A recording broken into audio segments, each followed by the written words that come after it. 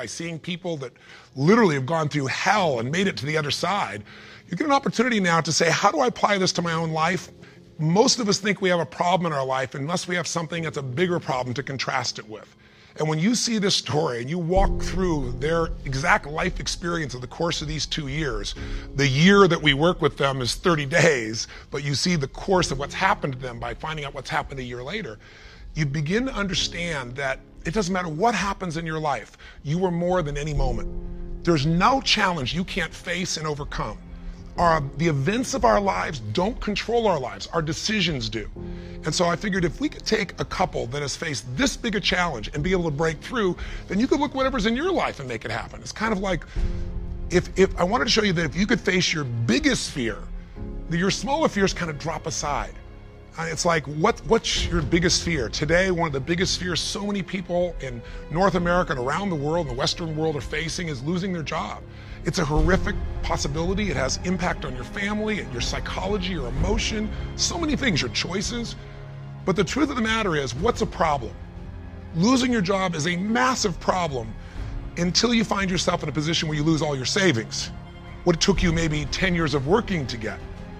Then what's a problem after losing your savings? That's not a problem anymore when all of a sudden you lose your leg or an arm or something horrific happens to one of your children. That's not a problem when someone tells you all of a sudden that you have terminal cancer. And I've had those moments where somebody says you've got that tumor in your brain and we don't know what it means. Those moments take your other problems and make them disappear. And you know what's interesting? When you ask most people in North America, what's the greatest thing that could ever happen to you? Give them 10 seconds. It's been done over and over again. First 10 seconds, what comes to your mind? What's the best thing that could ever happen in your life? The majority of people in North America say what? Can you guess? Winning the lottery. And many of them say winning a $100 million lottery, $200 million lottery. That's what's going to make their quality of life extraordinary. But when you do the studies, and there have been many done over the last 15 or 20 years on people that win these giant lotteries, what are their lives like 2 years later, 3 years later, 5 years later? Is the quality of their life extraordinary? Rarely, if ever. Because what's happened is they haven't grown. Life gives us these events, these quote horrific events, because there's an area of our life that has to grow. If you were to ask me, Tony, out of all the millions of people you've worked with, if someone really wants to feel alive, they want joy, they want happiness, they don't just want money or things or just even respect, they want to feel a sense that life is meaningful and alive, what does it take? I tell you one word: progress. When you're making progress in your life, it doesn't matter where it is, you're going to feel more alive. If you're overweight, but you get yourself today and you say, you know what, I'm stepping into gear. I'm just putting these darn shoes on. I'm not waiting for the perfect, person to come by and coach me. I'll get that too. But right now, I'm just going for a walk, or I'm going to go for a jog, or I'm going to go lift some weights. I'm going to do something right now. And you get yourself into gear and you do that for a few days in a row. Even if you haven't lost the 10, 20, or 30 pounds yet, you're going to start feeling better immediately because you have the power of momentum and you're making progress. Progress equals growth. Growth equals feeling alive. We grow or we die. So what's the worst thing that could ever happen in your life? Same survey, ask the people in North America, 10 seconds to come up with the answer. Number one answer, to become a quadriplegic. That's why I made this show. Because the idea that I could be in a position where I'd be alive, but I couldn't physically feed myself, take care of myself, that I'd be completely immobilized, for most people, that's the scariest thought of all. To them, that's the worst possible fear. So by going through this journey with Frank and Kristen, and experiencing their emotions and seeing and feeling that in 30 days they could go from trapped in their home where there is no possibility of a future, no idea of intimacy, no idea of children, to world travelers who are doing things they weren't doing before when he was, quote, supposedly able-bodied, happier and stronger and closer in their love than ever before. And you know it's real, and you see the results a year later as we do the follow-ups, and you haven't seen the follow-ups, be sure to see that and hear about the story of what's happened with them. When you get that experience, it affects you, because it isn't somebody verbally telling you a story, it's something you kind of went through. So the idea here is, I'm sure you have some other fears outside the one we just came up with. Whatever you're afraid of, the job, the loss of relationship, trust me, it's small. If you'll face a bigger fear, that little fear will start to be handled pretty easily. That's why when all of us go through in our lives extreme stress, we're all going to go through it. You're going to have a home burned down, or something's going to happen to somebody you love, or someone's going to pass before you're prepared for it, which is almost always. Or you're going to find yourself in a financial situation that feels like you can't turn it around. or you might feel like personal character assassination, or maybe you get mugged, or maybe you get a terminal disease. We all will face multiple times in our life extreme stress. The difference in people's lives is not what we face, it's what we do with what we face. You can take yourself from a place where in the face of absolute total tragedy, you triumph. But it requires making some new decisions, taking some new actions, and mastering a part of yourself that can unleash all of your power and ability as a human being. That human spirit, as corny as it sounds, can be channeled in a very specific way. And if you do, the game of life changes. So I'll give you another example outside Frank and Kristen. A friend of mine who just passed recently, he's always been a deep inspiration to me. His name is Art Berg. And Art's a guy that was a young man, good looking, strong, athletic. He lived in Utah. And he fell in love with his absolute sweetheart. She was, you know, the most popular girl, the most attractive girl. She met all the criteria of a college boy. And his buddy and he are driving across the state to go to where he's going to get married. And he falls asleep in the back seat while his best friend is driving. And his best friend falls asleep in the middle of the night as they're driving. My friend Art Berg woke up rather intensely on the desert floor with the car upside down, his legs trapped beneath it, and unable to feel anything. He became a quadriplegic in an instant. His friend actually was beat up but actually survived. Now, what do you do in a situation like that? Well, the first thing most people do is they want to curse God or they want to curse their friend. It's not their fault. Most of what happens in our lives is not our fault, but what we do with it is going to determine the quality of our lives. Sometimes it is our fault, let's be honest. But lots of times, events happen. Stuff happens, or whatever word you want to replace stuff with. You know what I'm talking about. But what's different about this man is he made a different set of decisions. On that day, he said to himself, you know what? I got two choices. I can live here in the dirt and live and suffer the rest of my life for what I've lost, or I can figure out how to maximize what I have. He developed this mindset. His mindset was, before the accident, there were about probably 10,000 things I could do. After the accident, he said I could probably do 9,000 things. Before the accident, I was probably not even doing 500 of those things. I'm going to do more while I am now. And he did. He became an entrepreneur, started his own bookstore, and became very successful. He married the same childhood sweetheart because this man was so inspirational to be around. It didn't matter what he was in a chair. She loved him. He had 2 children, one of the greatest gifts of life. And he did all kinds of crazy things. He'd scuba dive. His friends would put him in a suit and tie a set of weights to him. He'd drop to the bottom. They'd drag him along the bottom. That was his idea of scuba diving. He was an incredible human being, and he lived an incredibly full life filled with joy. The worst thing ever happened to you, be a quadriplegic? The best thing, win a lottery? Feel like everybody wants something from you and you didn't earn it, and there's no sense of joy, and everything's about trying to hang on to what you got? What is the best thing that could happen to you? What is the worst? The worst is not to take control of the force that controls your life. And that force is human emotion. I mean, I want you to think about this and answer a question for me if you would. What really changed Frank and Kristen's quality of life? What changed them? You can see the change. You can see it even more a year later, that it's continued to happen. What made the change possible? Did you get it? Did you see it? The answer's simple. We changed the emotional pattern that was controlling their life.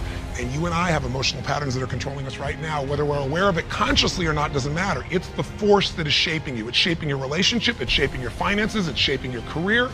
It's shaping the amount of joy or unhappiness or suffering or excitement you have right now in this moment. But it's an invisible force most of us never take a look at. You might want to take a look at it right now through the eyes of what we did with Frank and Kristen. Now, what was the emotional pattern that was dominating them at the beginning of the show? You could feel it, couldn't you? And there was this feeling of death, that there was no future, probably the most common belief system in people in North America and now in Europe. 60% of Americans now believe that the future is going to be worse than the past for themselves and for their kids. 70% of Germans and Europeans, I think it's 80% according to the Pew study recently in France. Around the world, we're starting to believe that circumstances control who we are. Don't get me wrong, circumstances play a huge impact. Events play a huge impact on your life, but they're not the ultimate determining factor. The force of human spirit or emotion is it. With the right emotion, you can unleash things you could never dream of. And I know you know this is true. So take a look, let's analyze. Where do these two live after the accident? Well, where would you live if you were Kristen?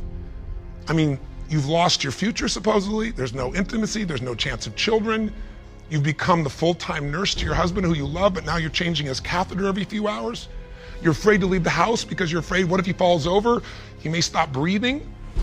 I mean, there's no life. So she goes from the emotions of feeling depressed for the life she's lost to feeling angry. I call it a crazy eight. We get tired of feeling sad and then we'll get angry for a while, and then we beat ourselves up for being angry at ourselves or God or our partner, and then we get all depressed again. It's a common pattern. You don't have to have something like their event happen in your life to get stuck in a crazy eight. But interestingly enough, she's living in that place, and now what's Frank doing? Frank wants to help his wife, but he's got a limitation we got to break through. He's got a belief. All breakthroughs start with a change in your beliefs. Because once you believe how something is, that means you're certain that's how it is. If you're certain it can't change, you're right, it can't. I can't convince you, no one else can convince you. And Frank's thinking, I'm helpless and I've harmed my wife.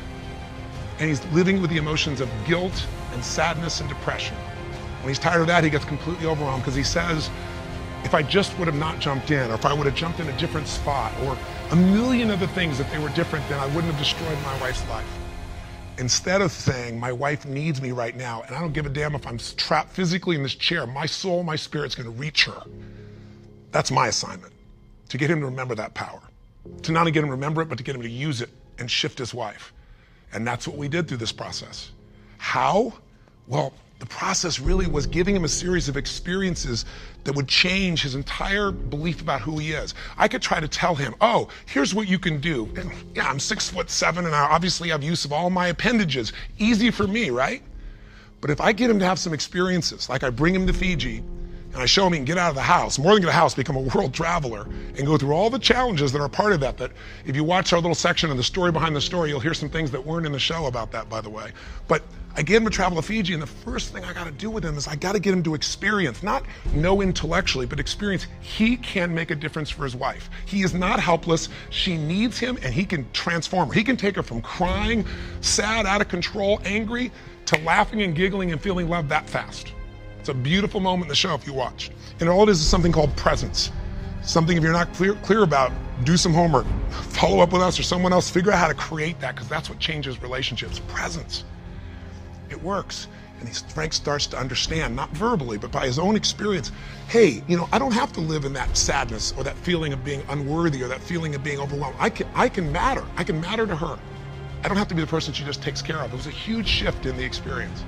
And I'm giving you Frank's example because it relates to yours. Maybe you have different emotions, but then we all get to points where we feel like we don't matter or we can't change something.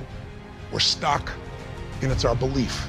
Great way to break that belief, get yourself another experience. That's what I do with people in seminars. That's what I do in any coaching process. Change it. What do we do after that? We take him through the experience of facing his fears, and we get him to do the skydive together with his lady. And he feels total freedom for the first time since the accident. You get freedom when you face your fear. Not just face it, but you push through it. I get him to face separation from his lady for 10 days. Get him to be in a room with Olympic athletes who couldn't move across the room. He couldn't move across the room, but now they're incredible, and he feels like he's not enough, and he has to push through that. Show him how to get back his dream, drive his truck, get in that thing and drive 100 miles an hour, even though all you got is your elbows to drive the darn thing, and I'm on the other seat. Pretty cool thing. So it was a stacking of these experiences that got Frank to own himself in a new way, to build a new identity, a new set of emotional patterns. So here are the steps, and this is what you want to do. What did I do with him? I did 4 things. That's all I really did at its core. Number 1, for both of them, for Frank and Kristen to transform, I identified where do they live emotionally. That's what you got to do. Where do they live emotionally? Well, we just described where they live. Depression, anger on one side, feeling guilty, feeling overwhelmed, feeling sad on the other. There's no way they can change their life with that as the emotional fuel to get you to take action. You're not going to take action. There's not enough intensity to get you to get through the obstacles or the tragedies or the challenges. Once you see what the pattern is and you tell yourself the truth, this is where I'm living, step 2 I did with him, is I identified what's the antidote. So if fear is what's controlling things right now, we need an antidote called courage. Now, courage doesn't mean that you're not scared. Courage just simply means that you're scared to death, but you do it anyway. It's an emotional muscle. It doesn't feel good. You just exercise it. That's what courage is. I mean, everybody you know has different emotional patterns. And it may be hard to see it in yourself, but I bet you know in other people. I mean, come on. Don't you know somebody who lives every day and they're angry all the time, or they're pissed off, or they're frustrated, or they're worried all the time? I mean, haven't you met people at different times who, don't you know somebody that's always kind of playful or crazy or cracking jokes? Better yet, do you know somebody who's not really funny, but they think they are?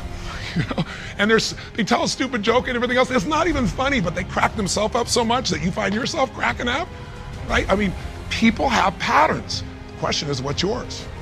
See, if you can identify the patterns in other people, you can start to see them in yourself as well. And you know what we all do? We all find a way to try to get what I call home.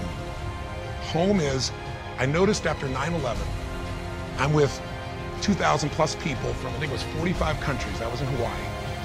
The accidents happened, the tragedy happened, you know, the attacks happened, and we got the information at 3 o'clock in the morning in Hawaii, and we had, you know, 100 plus people, 200 people that were from New York, many of which, you know, worked and had offices and friends in the towers, and all their friends died or their whole company disappeared. And I had to bring these people in from all these countries with different religions, different backgrounds, different belief systems. Some people were celebrating, other people were crying and saying it was the end times. It was unbelievable. I noticed all this emotion around me. And the biggest thing to put them all together is I had to say, what's really going on here? And I noticed angry people got angry. Sad people got sad. Guilty people, a nurse, she was guilty, she wasn't there helping people, but she's always guilty. The angry lady's always angry. We all have a home. Many of the people didn't live in the United States, didn't know anyone in New York City, and they were yet angry, guilty, or sad. Why? They weren't angry, guilty, or sad about the 3,000 people a day that die of cancer and heart disease. They're all mothers, fathers, children. I pointed out that day. You can't be convenient with your compassion, and yet most of us are. We're unaware that we use events as a trigger to get home, back to the patterns we know, even if it's uncomfortable. So if you identify where you live, emotionally, the patterns are limiting you. The second piece is find the antidote. Courage can replace fear. If you're feeling this unbelievable feeling of overwhelm, you need love or support. And not just go get it, go give it. See, finding that antidote starts to change the game. And then after you identify it, you find the antidote. Number three is you got to practice that emotion. I know that sounds weird. I'll explain what I mean in a moment. But you got to do that emotion enough consciously that you can go from frustrated or depressed to determined. And you know how to shift that gear, and it's not fake, it's not some pump up, it's real. And it changes your life when you can do that like that. And it's a biochemical change. It's not some I'm happy, positive thinking BS. That's not what I teach. I'm not here to tell you go to your garden and chant there's no weeds. I'm here to say there's the weed, go pull it out. But you're not going to pull it out without determination, without passion, without commitment. Am I making sense? So if you know the pattern, if you find the antidote, if you practice it enough, and then the final step, you condition it. You practice enough that you can just automatically go into it, that's when your life changes. So what are you going to do as your assignment for this week to take this little 10-minute rant I'm giving you and convert it into a massive, measurable increase in the quality of your life? I can't do that for you. You can do it for yourself if you do what I tell you. Here's what you're going to do. Step one, and this will be on the web as well. Step one, you got to identify where you live. So where do you live? Where do you live emotionally? You personally, just like we did with Frank and Kristen. There are thousands of emotions. There's 4,000 words in the English language, I should say, for different individual emotions. I did the research on it years ago. I'm gonna have you take out a piece of paper, pen, take out your notebook, computer, get a page. On one side, one column, write all the emotions that you experience at least once a week that empower you in some way. Love, passion, excitement, creativity, whatever it is. Peace, determination, I don't know, what are yours? I want you to write the emotions, though, you don't experience once in a while. The ones you experience at least once a week in a powerful way and really feel it. Not an emotion you feel once every blue moon. On the other side of that page, or if you do it on our little application or wherever we put it here, the other side I want you to write all the negative emotions, or to be more fair, all emotions can be positive if you use them, all the disempowering emotions, the ones that tend to put you in a state where you don't follow through. And I want you on that side to write all of them and do it simultaneously. Just keep making your list. What are the emotions I go into that mess me up, like feeling frustrated or overwhelmed or lost or alone or depressed or pissed off and rageful, whatever it is you go. And again, not emotions you experience once in a while, the ones you experience at least once a week. So make a list of all the emotions you experience at least once a week, ones that empower you, ones that disempower you, on the list. That's step one. That's identifying where you live. And circle the top two out of the whole list that you experience most often that are empowering, and the top 2 you experience most often that are disempowering. That'll be step 1. Now, I'm trying to explain it to you here. It'll be right in front of you as well. So if you forget what I'm saying, it's going to be on the little checklist. But I want you to know what I mean. Step 2, let's identify the solution. So you look at your list and you see on the disempowering list, I got sadness and depression, or I got feeling lonely, or I've got feeling rage and anger, or I got feeling fear. What emotional state would you like to feel in that situation that would change your life? If it's fear, maybe it's courage. Again, courage doesn't mean it's easy, doesn't mean you feel, confident. It just means you're going to do it anyway. Maybe it's determination. Maybe instead of feeling alone, you feel loving and you go give to somebody else. What's the antidote? What's an emotional pattern that if you live that, it would change the game? Is it faith? Is it passion? Is it courage? Is it playfulness? You're taking things just too damn seriously. You've forgotten perspective. Go watch the show again. See if you really have a problem. See if your problems are as challenging as the people you just saw who transformed their tragedy into something tremendous, something beautiful, something magnificent, something meaningful, something that can even help other people that are watching. That's the beauty. So that's the second step. What's the antidote? Come up with your antidote emotion. Step 3 is you got to practice that emotion. Now, I know that sounds silly, stupid, kind of weird. But if you came to a seminar with me, you'd see, 3,000, 10,000 people, and we do this, and we condition that a new emotion till you can shift gears. Have you ever heard about the fire walk? It's not about the fire walk. I do skydiving, all kinds of crazy stuff. It's a metaphor for how do I go from afraid, fire's metaphor for whatever you don't follow through in your life, whatever holds you back, to snapping and going to a state of mind where I just move through. It's not this big mind over matter thing, it's mind over emotion. It's shifting. And when you learn how to go from scared to determined and action, what can't you do in your life? So we show you how to do that. But for right now, I'll give you just a quick example. Understand that emotion is really created by motion, by the way you use your body. So quick example, real quick. Imagine a time when you know someone who's depressed or you were depressed. You ever felt that way? I'm sure you have it sometime. And think about what you do with your body.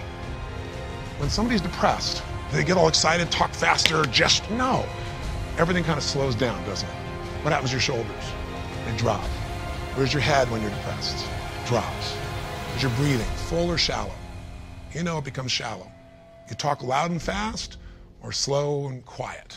Slow and quiet, more hesitant. Now, emotion is created by motion. You can try and think yourself and I'm happy. But if you go, I'm happy, and your body's like this, nothing's gonna change. We can change our biochemistry by eating, by taking a drug, by smoking a cigarette, because then you take a different breath, you eat food you like, you fill up your tummy and you start to breathe nice. Your whole mental, emotional state changes, doesn't it?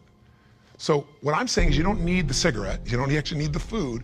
You can just physically learn to say, this is what I do when I'm depressed, this is what I do when I'm most determined. There's this gesture I made. I remember one time when I was a kid, or one time I got pissed off and what did I do? I made a gesture, I stood taller, I looked the person in the eye, I spoke with more authority. Now, my idea of passion and determination may be a little over the top for you, and I get it. I'm a crazy mofo and I'm a passionate human being, but you can do your version. What do you do when you're really feeling something like determined? What do you do when you are passionate?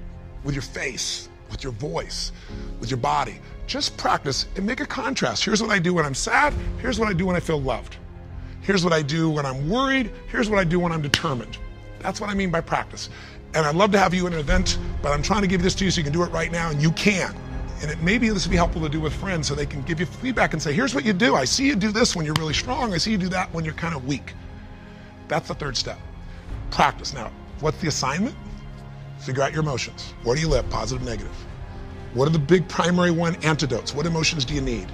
Practice the emotions you need so you can go into them a few times. Sounds a little weird, but if you do it, you'll see it's actually quite fun. It feels powerful. Maybe do it with a friend. That's the easy way to do it. And condition it. And that means take the next 3 days, do this 3 times. Figure out the difference and shift from not sure, worried to determined. From overwhelmed, I don't know what to do, to focused.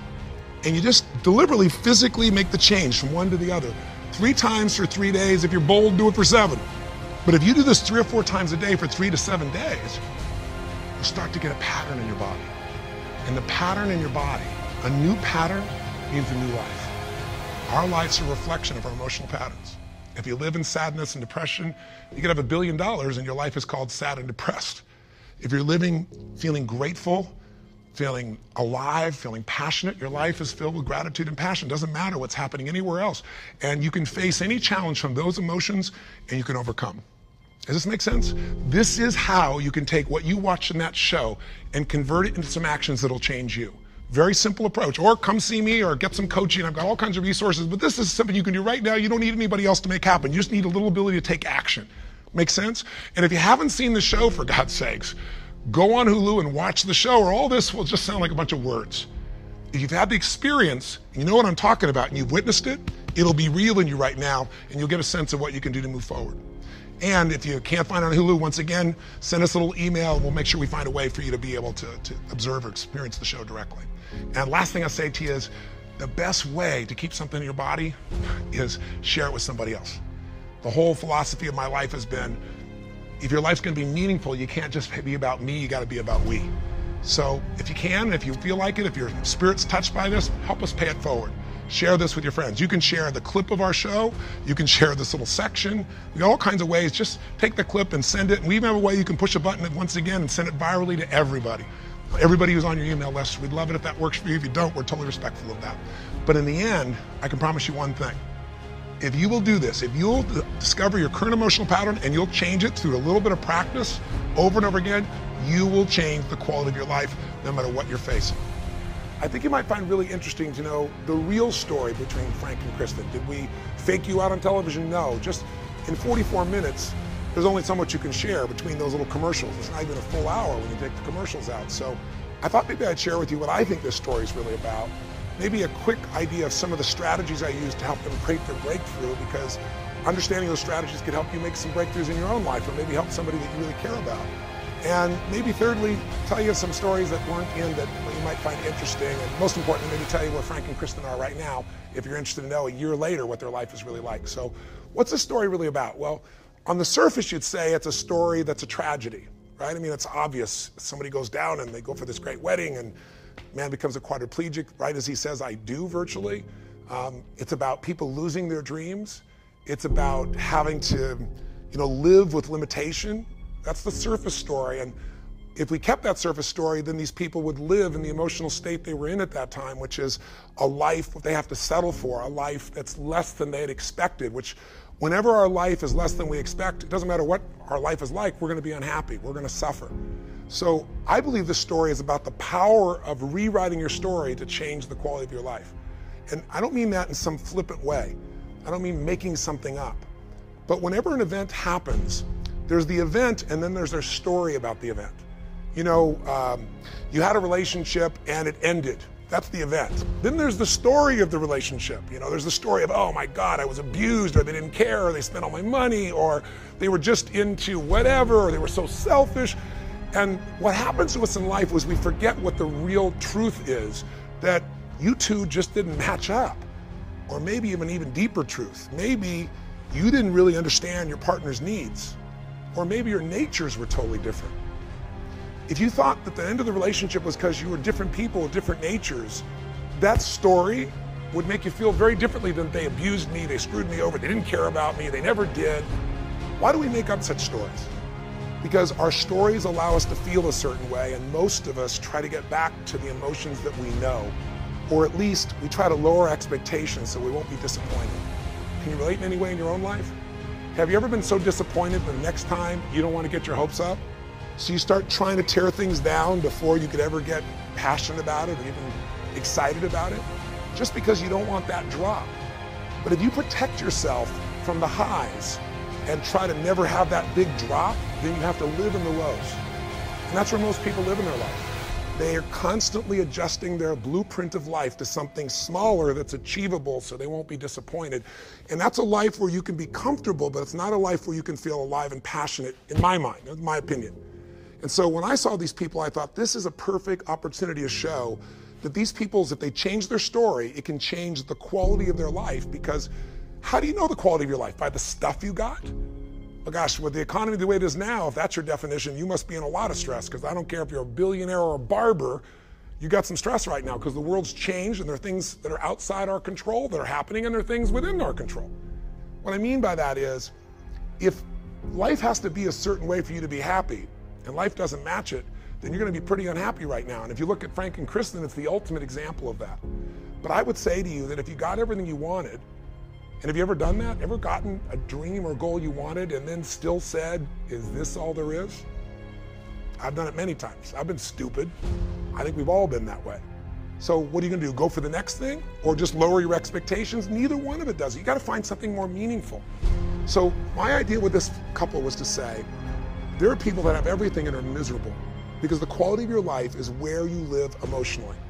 If every day of your life you're angry and frustrated and pissed off, and you got everything, you got your ultimate goal, you are, the most religious person in the world, you make billions of dollars, everybody bows to you, you're famous, whatever that metaphor is for you. But you live every day angry and frustrated, your life's quality is called angry and frustrated. It doesn't matter what you have.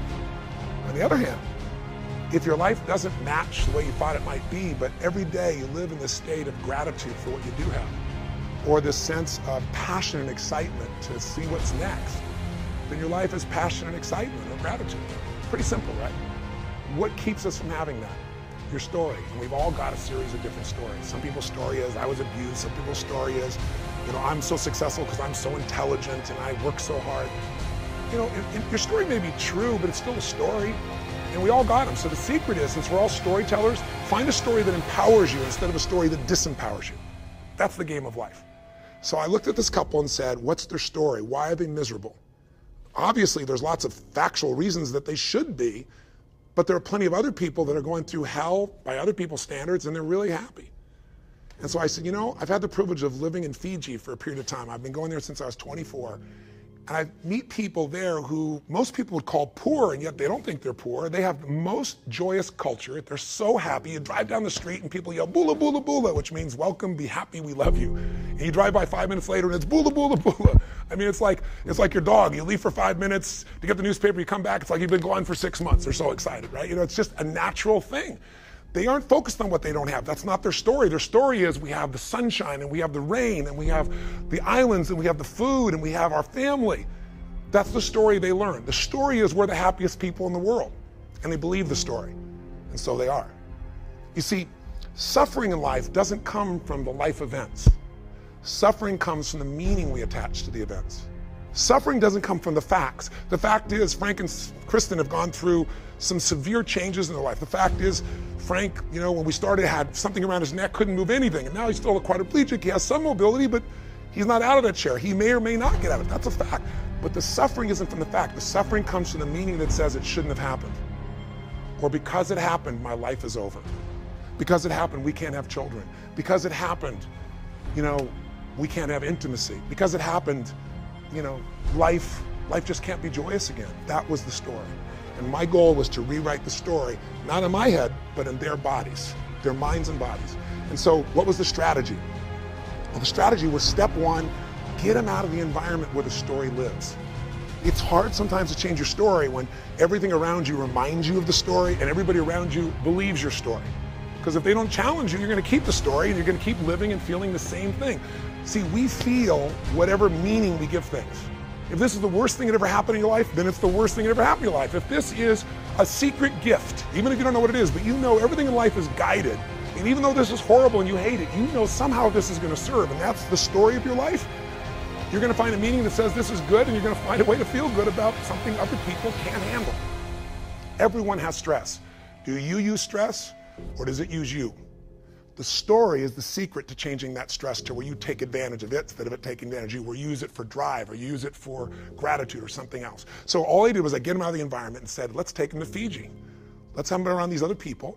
Let's get them out of the house, because their current belief system is we cannot leave the house, and Kristen believes if I leave, he could fall over. If he does, he'll stop breathing, he could die, and I'd be responsible. Her story is he's broken and I have to be there every moment, so I can't work. His story is, I destroyed my wife's life and I can do nothing to help it. So I took them on a journey where I didn't tell them their story was wrong. I gave them an experience of a new story. I got them to leave and go to Fiji. Now, I'll tell you the story behind the story. Just a little quick one, right? To get them to leave the house was, that was a big thing. It may not be dramatic on television. We don't even show it, because in 44 minutes, who cares? But you might find this interesting. I decide I gotta get them convinced that they're gonna leave the house. Kristen's afraid, if I leave, he'll fall over.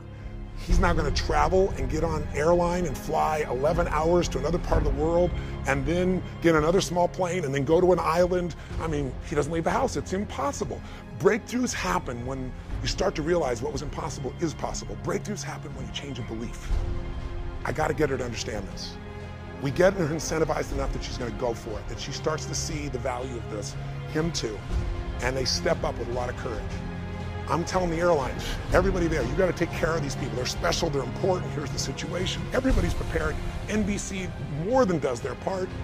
And they get to the LA airport, and what do you think happens? They drop him. They dropped Frank. They physically dropped him. Her deepest fear, his deepest fear, he's gonna break. And the beauty is, he's okay. He's shooken up, she's freaked out, he's freaked out, but they get an experience that he's not so weak. I would never have asked for this in a million years. I'm going berserk. I'm in Fiji hearing about this going, who do I kill? How could they drop him? Right? He gets to Fiji. You can't make these stories up. They drop him again. They drop Frank again. Some guy tripped and fell, and boom, they go down. And Kristen's freaking out, he's freaking out. They make it. So now they get on a small plane. You fly to Fiji, and then you fly to my island, it's a small island. You get on a small little hopper, and NBC's got all these doctors there, and they're gonna make sure Frank's taken care of, and I'm grateful for that. I got 80 crew. We're waiting on the island to rock and roll and take these guys on a journey. I've gone to Fiji for 23, 24 years. I went there when I was a little kid, just got started, in my early 20s, so you get a picture, and I've never not been able to land. There's been some bad weather, but you can always land. As they're flying, we get like cyclone-like winds, and the plane is turning sideways, and the storm is coming through, and the people on the plane, Frank was actually okay, but they're freaking out going, we can't land, we can't land. We're all standing on the ground, we can see the plane, and they turn around and fly back to the main island, and when they get to the main island, no one's there to take care of them, so they throw Frank in the back of a taxi, right? So now he goes to the taxi, they get on the phone and go, we're out. This is insane, we're done with this. So long story short, we got Frank there eventually, got him on a plane, the weather cleared, and they had the time of their life. And here's the rewrite of the story. Their story was, we went off to have our wedding, we flew to this beautiful land, and we took a leap of faith, and our life ended. And the new story I wanted to write was, we flew to a beautiful land, we took a leap of faith, skydive, the leap of faith of even going on this, and at the end, we have the greatest possible life. We're closer, we love each other more, we're doing things we weren't doing before. And we took them on that journey by using a strategy of getting them to constantly exceed their expectations. To not have a belief, but just do it. And then you'll find out what you're capable of. So whether it's Frank breaking to his wife, or the skydive, or murder ball, or Frank driving his truck, something he couldn't do, couldn't even get the truck built together when he was supposedly able-bodied, we're gonna get him to do more than he did before, and suddenly the story is, I'm alive, we're world travelers, I'm a skydiver, I'm a murder ball player, I'm driving my truck 100 miles an hour in the desert. And the final part of the story, as you know, is rewriting their wedding. So you might say, well, that's interesting, Tony. If you're interested in other clips, go online here, and I don't know what we've got. We got different clips that didn't make it because it was a 30-day journey, and we had 44 minutes in primetime television, so there's some cool stuff. I know there's probably stuff there with Frank learning to drive, because before he drove me 100 miles an hour, he had to get in a car with 2 other guys who were murder ball players and try and drive 5 miles an hour and crash. You might see some other details of some of the work that I did with them. Look at some of the clips if you want, but if you want to know where they are today, 1 year later, I'll tell you. 4 months ago, I got a chance to get this phone call and got a kind of crackly sound, and all of a sudden it's Frank going, guess where we are? And I said, where? And he goes, camping. And I said, what? He said, Tone, our life is so changed, man. We thought we couldn't leave the house. We're out here camping. So here's this man who thought his life was over, couldn't do anything, that everything has changed for him. So I'm feeling pretty excited. This is, after 6-7 months of them, being done with the show. And then 3 months ago, I got a very different call. And that is, I get a phone call, and this time, Frank is to tell me that he has some bad news. And I'm thinking, what? I mean, they've been through so much. What could be bad news at this point? And Frank says, as long as I've known Kristen, I think 3.5, 4 years, he said, she's had these intense headaches, and they've gotten so intense. We took her to the hospital today, and a different doctor looked at her, and it turns out she has a brain tumor the size of a baseball. And then later they said a grapefruit. And as horrific as it was, I thought, God, if any family deserves a break, this is the family that deserves a break. You know, it's just, you know, why this family? But the beauty, and there's always a beauty, I believe, in things, was that Frank was strong. Remember, Frank's story was, I can't do anything. My wife has to take care of me. I'm a burden. And in this 30-day process, he shifted to taking care of her. He reassured her. He got her out of that pain. Didn't matter if he was in the chair. He got her through the skydive. He got her through it all. Frank took charge and became her man and gave her the strength she needed. She had one surgery, and it took, I think, 9 hours, and they couldn't get it all. And then she had another surgery 2 months, well, about 3 weeks ago, 2 months later. And I was with them last night, but about 3 weeks later, and the interesting part, the good news to the story is she got another surgeon, he got it all.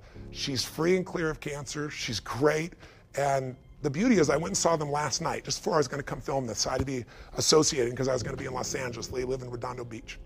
And I wanted to show them the show so they'd see it before it came out. And first of all, they were both glowing. I mean, they're so happy with their life. Frank now, you know, he's moving around. He went to the All-Star game. He saw the home run competition on his own with some buddies, jumped out of the car and made things happen. When she was in the hospital, he got himself up these ramps by himself. I mean, he's gotten so strong, but he's psychologically, spiritually, and emotionally strong and happy. And she said to me, and if you met her, you know, Kristen's an amazing soul. She goes, Tony, it was a blip. She said, you know, it's like after all we've been through, it's like, don't get me wrong, I had my moments. But to be in this situation, you know, I had cancer and I'm through it, it's done. Look at our life, look where we are. And she's demonstrating something that all people who take extreme stress and grow from it instead of being traumatized by it, here's what they have in common. Number one, they find out who they really are. They find out, like you, like me, if you're tested by life and you don't give up, if you don't give yourself a story that you're broken or you can't turn it around, if you really live with it, you're gonna find out how strong you are. And the second thing that happens, you find out who your real friends are, your real family. Because when you have tough times, all your Facebook friends go away. Your real friends, they're the ones that are gonna be there when it's not fun to be there. Your family, you may have a lot of blood family, but who's your real family? The ones that be for you and you be there for them no matter what. Those relationships strengthen, and Frank and Kristen love each other even more because of this. And thirdly, it's almost like you get a psychological immunity from the next big disaster. Not that you don't feel it. It's just like, it's almost like when you got the stimulation of immunity, it's like, give it to me, baby. I know I can conquer this. I don't know how, but I've been through so much. Give it your best shot. And if you've had experiences in your life, I've had somebody say, you got a tumor in your brain, or this business is over, you're gonna go bankrupt, or every story you can imagine of disaster. And one of the great gifts of my life is I found people that don't buy that story and I've learned from them.